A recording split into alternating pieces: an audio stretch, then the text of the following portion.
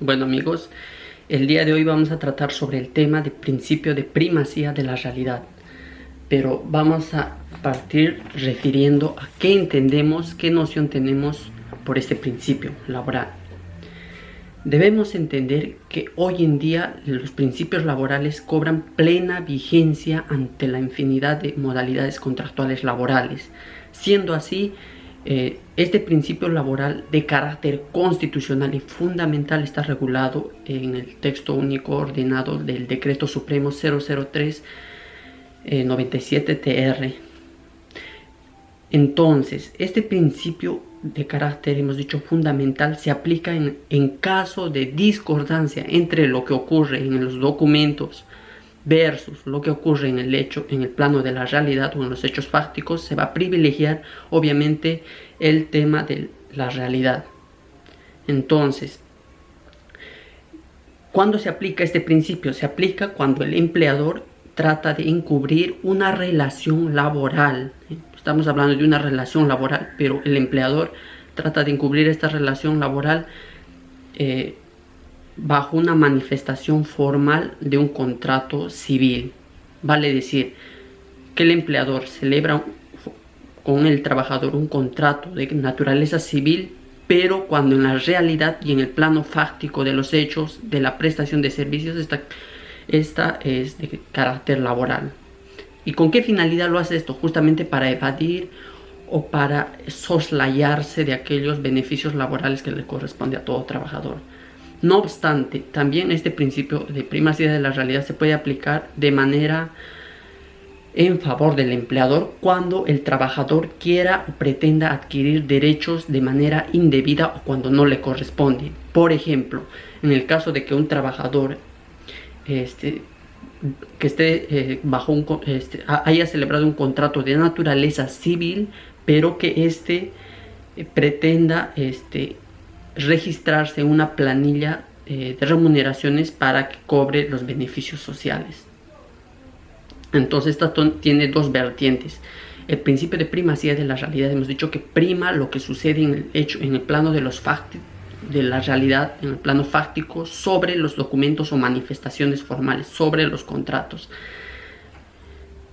Entonces, ¿qué pasa?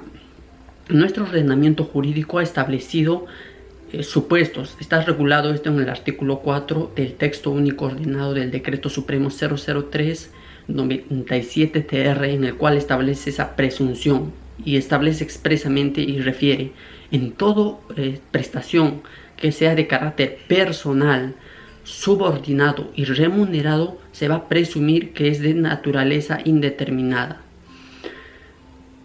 No obstante ello, la nueva Ley Procesal del Trabajo ha referido que basta con que se acredite la prestación personal de servicios, se presume que es un contrato, mira lo que dice, se presume que es un contrato de trabajo a plazo indeterminado, o sea, establece una presunción relativa y se invierte la carga probatoria al empleador, quien tiene que desacreditar el vínculo laboral.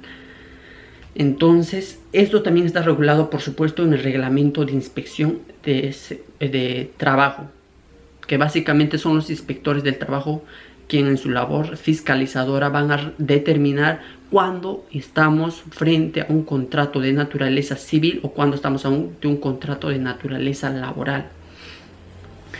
Ahora, entonces, tenemos que decir que si un contrato de trabajo se advierte estas características, que sea de carácter personal, que sea de carácter remunerado y sobre todo subordinado, porque este es el elemento diferenciador, se va a estar presente ante un contrato laboral y no ante un contrato civil, y por lo tanto va a corresponderle al trabajador todos los beneficios de ley. Y no solo eso, el contrato de trabajo es de carácter indeterminado. En el ámbito laboral, la contratación laboral como regla general es que todos los contratos son de carácter indefinido o indeterminado. Por excepción, por la naturaleza de la actividad, tengo que explicar bien esto, es que se establecen modalidades contractuales a plazos determinados. Pero estos tienen que estar justificados es decir, la causa objetiva de esta contratación por plazo determinado tiene que estar debidamente justificado. Caso contrario, se desnaturaliza en un contrato a plazo indeterminado, como más adelante lo voy a referir. Entonces, el Tribunal Constitucional ya ha aclarado este aspecto y ha establecido cuáles son los rasgos de laboralidad por los cuales se tiene que evaluar si estamos frente a un contrato de naturaleza laboral que está encubierta con un contrato de naturaleza civil. En este caso, ¿cuáles son? Por ejemplo, tenemos la prestación personal de servicios. Hemos dicho obviamente que si hay una prestación personal de servicios, estamos ante un contrato laboral. Después tiene que haber remuneración, obviamente. Tiene que haber la integración en este caso del demandante o del trabajador a la organización estructural de la empresa. Después tiene que haber una efectiva prestación, pero va a ser en un horario determinado y por un tiempo determinado. Vale decir, si a un trabajador le señala un horario determinado y un tiempo determinado de labores, vale decir una jornada laboral, estamos frente a un contrato laboral. Además, si el empleador le suministra herramientas o materiales de trabajo. Entonces, cuando ocurren todas estas características que el Tribunal Constitucional ha referido como rasgos de laboralidad, estaremos frente a un contrato de trabajo y no a un contrato de naturaleza civil. Ahora, hemos dicho que el elemento diferenciador entre un contrato de trabajo y un contrato civil va a ser la subordinación. Y expresamente el Tribunal Constitucional en la sentencia 1846-2005, proceso de amparo, ha establecido que este es el elemento, la subordinación es el elemento diferenciador característico y el determinante para establecer si estamos ante un contrato de naturaleza civil o ante un contrato de naturaleza laboral. Entonces, ¿qué entendemos por subordinación? Tiene dos vertientes: un poder de dirección, que es el encargado del empleador de establecer órdenes, directrices, instrucciones al trabajador, y también por un poder sancionador, que es el de establecer sanciones a los trabajadores ante incumplimiento de las obligaciones sociolaborales, laborales en este caso. Pero vayamos al plano de la realidad, al plano práctico, cómo se aplica este principio. Por ejemplo, tenemos un trabajador que está contratado bajo locación de servicios. Sin embargo, en el plano de la realidad, no obstante que su contrato establezca expresamente que es un contrato de locación de servicios, en el plano de la realidad está cumpliendo órdenes de parte del empleador, que mediante un memorándum le puede indicar determinadas funciones a cumplir. Entonces le imparte órdenes y estaríamos hablando de la subordinación que estaría presente. Entonces estaríamos ante un contrato de naturaleza laboral. Otro tenemos, por ejemplo, el tema de la asistencia y la credencial. Si el trabajador, no obstante, en un registro, registra su ingreso y salida en un cuaderno de asistencias o de permanencia en el centro de labores, obviamente estamos ante un contrato de trabajo de naturaleza laboral. Después tenemos, por ejemplo, ¿cómo lo pueden acreditar? Esto se puede acreditar incluso con el tema de los correos electrónicos. Cuando, por ejemplo, hay un trabajador que ha sido contratado bajo un contrato de locación de servicios, o sea, un contrato civil. Sin embargo, el empleador le ordena determinadas tareas y tiene que responder mediante un correo electrónico y enviarlo al empleador, o sea, todas las labores que está realizando, y de hacerlo de manera periódica, incluso fuera de la jornada laboral. Después otro tenemos, por ejemplo, en el tema de reembolso de viáticos, de gastos o autorizaciones de salida. O sea, cuando estamos hablando de autorizaciones de salida, de viáticos, de reembolsos, comisiones, el control de asistencias, todos estos son características propias de un contrato de trabajo. Cuando se encuentran estas características, estamos evidentemente ante un contrato de naturaleza laboral. Después tenemos, por ejemplo, en el caso de los contratos modales, como ya les había referido al inicio, estos contratos, por excepción, hemos dicho que la regla general es que todo contrato de trabajo es de carácter indeterminado e indefinido. Por excepción, por la naturaleza de la actividad, esta puede ser de naturaleza temporal, conocido como los contratos modales. Entonces, no olvidemos que en este tipo de contratos la excepción establece que justamente se tiene que en el contrato especificar la causa, motivo, razón por la cual la empresa, o en este caso el empleador, está contratando a trabajadores bajo un contrato de trabajo de carácter temporal o por un tiempo determinado. Y ya lo establecido el Tribunal Constitucional ha referido que no basta con señalar en el contrato, por ejemplo, yo decido contratar al trabajador X por incremento coyuntural por renovación empresarial, reestructuración de la empresa, necesitamos más personal y por eso estamos contratando. No basta eso, dijo el Tribunal Constitucional, que se tienen que especificar las razones objetivas, plausibles, por las cuales realmente amerita que se contrate a un trabajador por tiempo determinado. Porque si ocurre que se le contrata a un trabajador cuando en la realidad, en el plano de la realidad, está desempeñando labores que son de carácter permanente y no obstante, pese a haber celebrado un contrato de naturaleza laboral por un tiempo determinado, esto se va a desnaturalizar a un contrato laboral de carácter indeterminado. Entonces, el principio de primacía de la realidad, sin lugar a dudas, tiene una aplicación amplia. Y también se tiene que aplicar, ojo, no olvidemos que también se aplica en favor del empleador, por así decirlo. Hay un gestor de cobranzas de un banco en el cual refiere que su contrato ha sido desnaturalizado porque se encontraba desarrollando labores de un contrato de naturaleza laboral.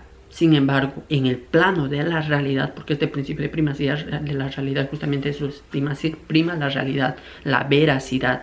Lo que se va a privilegiar aquí es lo que ocurre realmente. Entonces se acredita que el trabajador, si bien es cierto, ejercía labores de ejecutor o de cobranza coactiva o de asesoría, mejor dicho, para las cobranzas y el pago de deudas, no obstante, no se encontraba desarrollando sus labores de carácter con una jornada laboral definida, sino de manera intermitente, iba de vez en cuando y no tenía un horario de trabajo, tampoco se le pagaba unos beneficios laborales ni nada. Entonces, evidentemente aquí el trabajador quería adquirir derechos de manera indebida cuando no le corresponde. En este caso el principio se aplica en favor del empleador.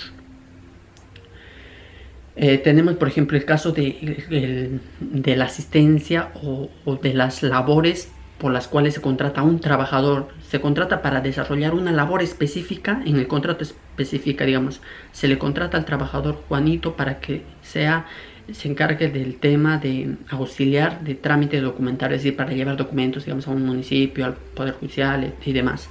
Pero en el plano de la realidad ocurre que se le ha contratado como un trabajador para mesa de partes y donde desarrolla sus labores de manera permanente, temporal, en un horario y una jornada determinada. Entonces obviamente aquí no estamos ante un contrato de naturaleza civil, sino un contrato de naturaleza laboral, se desnaturalizaría, ¿no?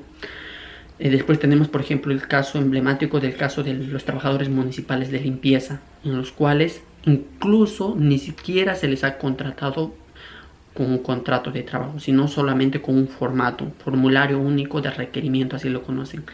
Con ese formulario se les contrató a trabajadores de limpieza y de mantenimiento para que laboraran, pero por la naturaleza propia de la actividad, esta se desarrolla dentro del municipio y también cumplen una jornada laboral. Entonces evidentemente estamos ante un contrato de naturaleza laboral y no un contrato de naturaleza civil, y más aún todavía que no existe esa modalidad de contratar bajo formato único de contratación o de requerimiento que ha establecido la municipalidad. Entonces obviamente ahí se desnaturalizaron los contratos, ¿no? Como ya lo ha establecido el Tribunal Constitucional.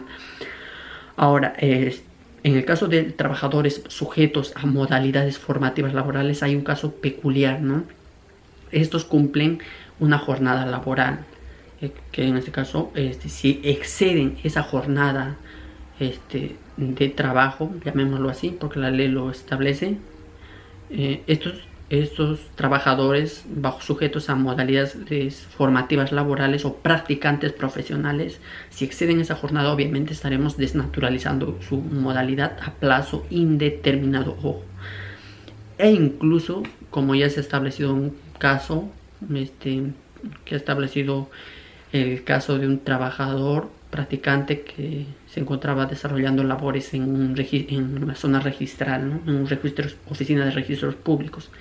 Había sido se encontraba bajo la modalidad formativa laboral de prácticas profesionales. Sin embargo, reemplazaba, o sea, no obstante exceder su jornada, o sea, más de las 8 horas, se le asignaba o se le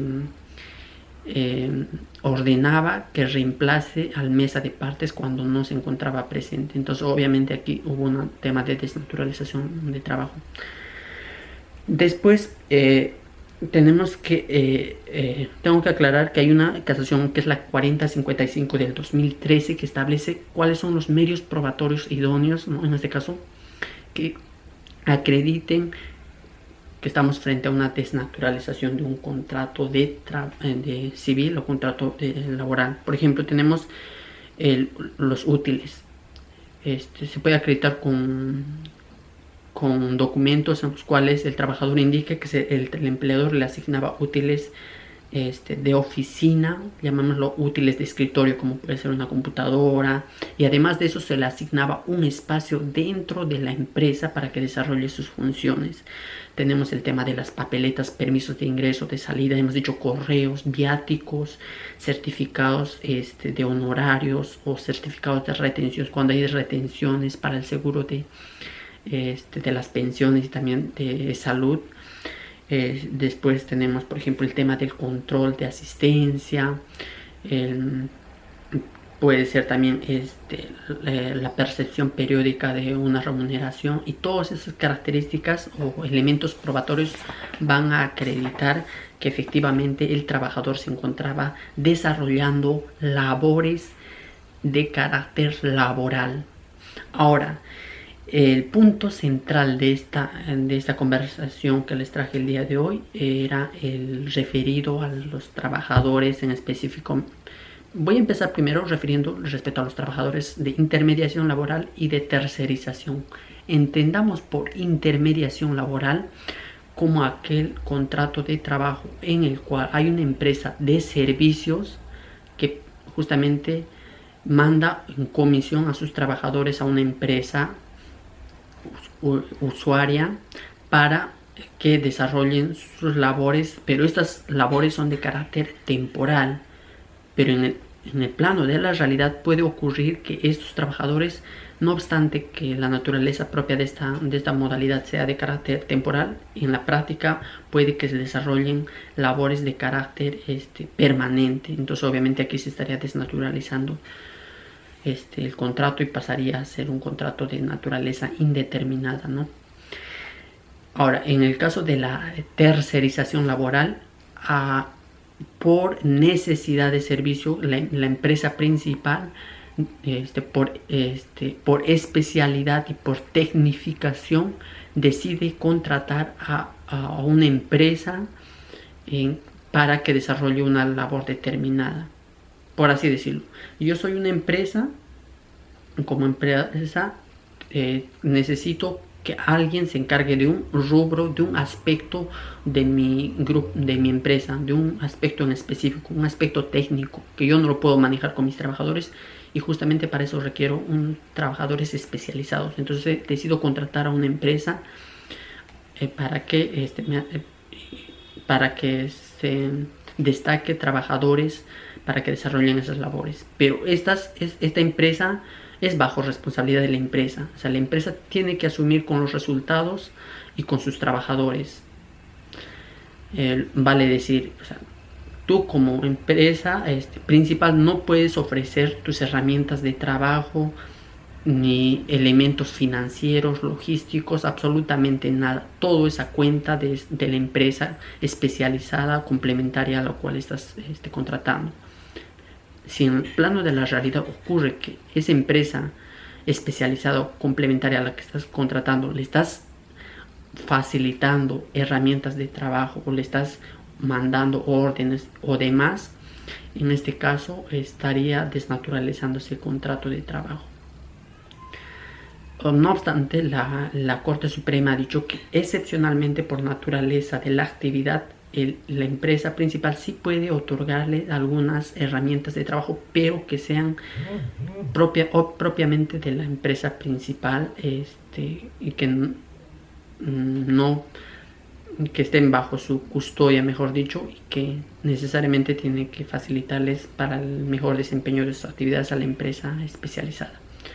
Ahora, quiero pasar seguidamente al tema del contrato de trabajo de los trabajadores de confianza, que ha sido muy comentado estos días. Entendamos que en el tema de los trabajadores de confianza, y no quiero ser ajeno a ello, es que a la fecha, desgraciadamente tengo que decirlo, hay mucho encubrimiento de estas modalidades contractuales. Se ha establecido y se ha visto casos en los cuales, cuando no corresponde a la naturaleza de la actividad, se han estado contratando a trabajadores bajo modalidad de trabajadores de confianza, de dirección o de confianza, a fin de poderlos despedir. No olvidemos que cuando son trabajadores de dirección de confianza no tienen derecho a estabilidad laboral alguna, salvo casos muy excepcionales, cuando se dan en el caso del despido arbitrario, cuando en este caso el trabajador haya sido contratado pero sin cumplir con el procedimiento previo para la asignación de la plaza como cargo confianza. Es decir, para que una plaza determinada sea catalogado como de confianza, un cargo de confianza, tiene que identificarse en la empresa el rubro específico al cual que por su naturaleza sea de naturaleza de dirección o de confianza, ¿no? Puede ser, por decirlo así, gerente, o algún trabajador que por la naturaleza sea de confianza, en este caso sea trabajador de confianza propiamente dicho, de dirección. Y además de ello, entendamos que un trabajador de confianza de dirección es cuando ejerce las labores de dirección conjuntamente con el empleador o en su nombre. Hay determinadas características excepcionales, por ejemplo, la representación, ¿no? O la toma de decisiones. Sí o sí, en este caso el trabajador tiene esa potestad para la toma de decisiones a nombre del empleador, impartir órdenes y demás. Entonces, cuando no se cumplen estos supuestos, estaremos frente a una desnaturalización, obviamente por el principio de primacía de la ley, estaremos ante una desnaturalización de un contrato de naturaleza, o sea, de contrato de confianza, trabajador de confianza, a un contrato de trabajo a plazo indeterminado, en el cual sí le corresponda todo el tema del no se puede despedir sin causa justa, ¿no? Le corresponde el derecho a la reposición. Pero esto suena, como yo lo digo, suena todo bien, pero no es así. Ya la Corte Suprema ha establecido que efectivamente estos trabajadores de dirección o de confianza no les corresponde el tema de la reposición. Únicamente en casos muy excepcionales, como han dicho, que no se cumpla con el procedimiento, le corresponde el tema del pago. Le corresponde únicamente a los trabajadores de confianza el pago de sus beneficios de indemnización por despido arbitrario cuando no se cumple con el procedimiento. Es decir, cuando fraudulentamente se haya contratado un trabajador bajo la modalidad de confianza, cuando en la realidad no se ha cumplido con ese procedimiento. Pero la normativa y la jurisprudencia del Tribunal Constitucional no ha dicho más al respecto y no otorga mayor protección a estos trabajadores. Y hemos visto que en la práctica muchas veces el empleador, no solamente en estas modalidades de contratos de confianza, sino modalidades de contratos a plazo determinado, por ejemplo, por necesidad de servicio. Ahora por la pandemia ha habido infinidad de modalidades temporales, pero todas estas yo pienso al menos que se desnaturalizarían a plazo indeterminado, porque en el plano de la realidad no se acredita, no se justifica que se esté contratando la causa o por la naturaleza de la actividad. Por ejemplo, para ser un trabajador de confianza, sí o sí tiene que identificarse en la empresa que el trabajador va a desempeñar esos cargos en nombre de dirección, en nombre en este caso del empleador, un nombre puede asistir, o se tiene una mayor responsabilidad.